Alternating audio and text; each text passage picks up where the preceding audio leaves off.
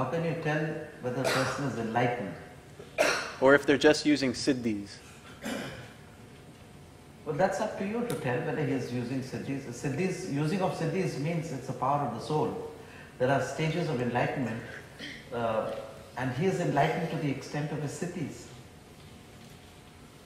Right? If a person wins a race in a car, if it's Schumacher, he is enlightened as far as driving his Ferrari is concerned.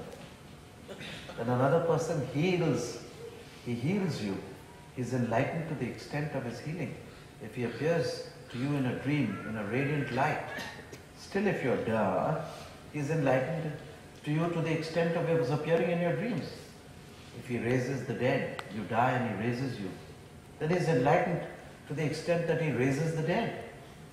And if he himself dies and resurrects in a radiant body, he is enlightened to the extent that he is resurrected from the radiant body. And if he goes and sits on the right hand of God, then he is enlightened to the extent he is sitting on the right hand of God. And if he transforms himself and he goes to the extent where he appears as a God to you, he is enlightened to the extent that he appears as a God. You are God to the extent you know God. You are God to the extent you know God. Say after me, you are God. You are God. To the extent. To the extent. You know God. You know God. If you live for God. If you live for God. God lives for you. God lives for you. If you live for God. If you live for God. God lives for you. God lives for you. If you live for God. If you live for God. God lives for you. God lives for you. If you live for God. If you live for God. Live, live, live, live, live, live, live, live, live. For God, for God, for God. For God, for God, for God. You are God. You are God. To the extent you know God. To the extent you know God. Thank you for the lovely question. It was so juicy. I really enjoyed it. I really, and so did you. I love this answer. I. So this, I explained it step by step. So it was very clear, no? It was very clear. How could I make it clearer? Would you like to make it clearer? Okay, next question.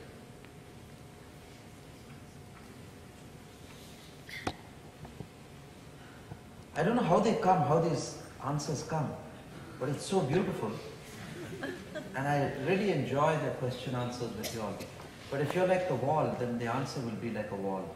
You paint a grey wall and I paint another grey wall this side. Then why are we called human beings? Because we have to interact. We have to get excited about God.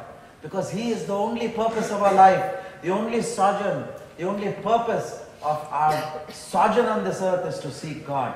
Nothing else. Whether you seek Him through meditation, whether you seek Him through prayer, whether you seek Him through sex, but seek God, for He is the sole purpose of your existence. In everything, infuse Him. Live God, love God, die God, be God, God God, God God, God God, God God.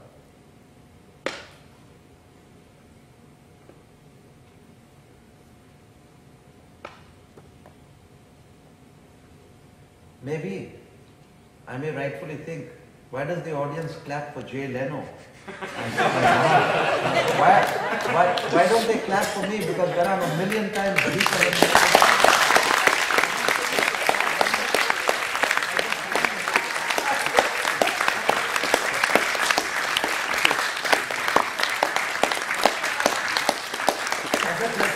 You need to have a big jaw that you should clap for me.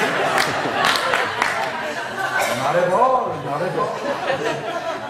No, it may be stunning and you may think there's a certain reverence in this. That's why I'm sure that is the reason, the barrier where it holds.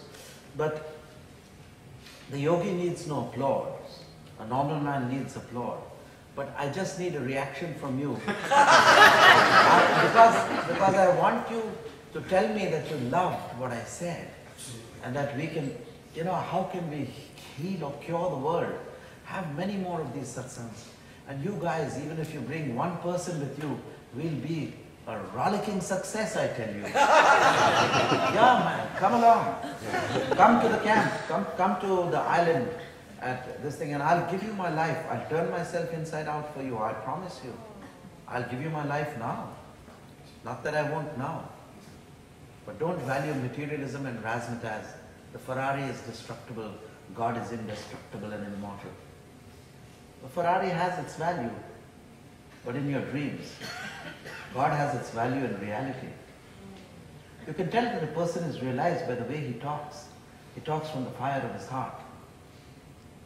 Another person talks intellectually. There are many glib talkers with a silver tongue here in America who go through Oprah Winfrey channels and go through many, you know, they go through many publicity places. We don't have that. So they are known and they are called enlightened. And just because Oprah has made them enlightened.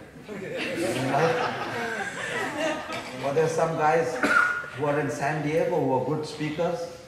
They come here and speak. I can see them and I can feel their auras here.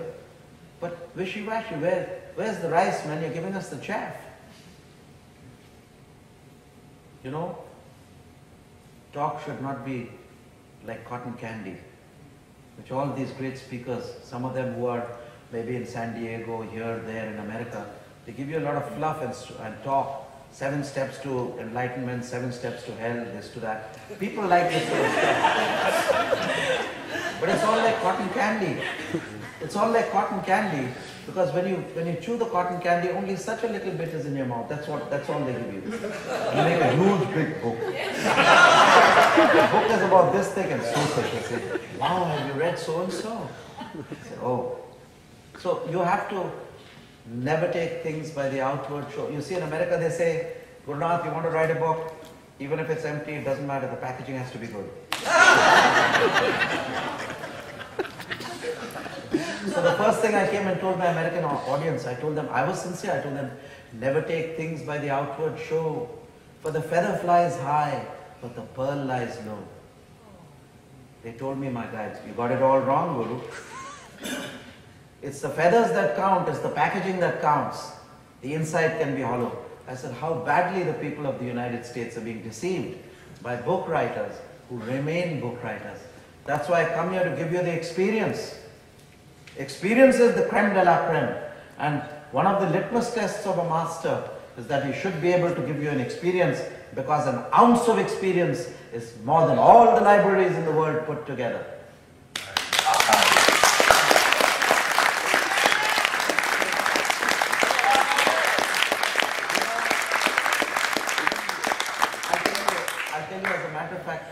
Why I like this. I've thousands of times I've spoken. They have never clapped. I just introduced this today.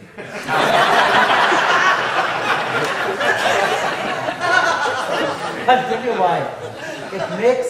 It makes the satsang a family and a home, because it gives you more enthusiasm. For me, I've done it 1,000 times. I'm still on fire. And believe me, I'll make you catch on fire for God. You must be on fire. Your heart must be ablaze.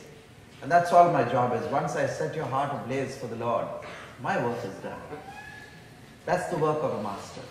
That's the work of if you can say, an enlightened master. That's the work of a guru. Sorry for making you wait. So spontaneous.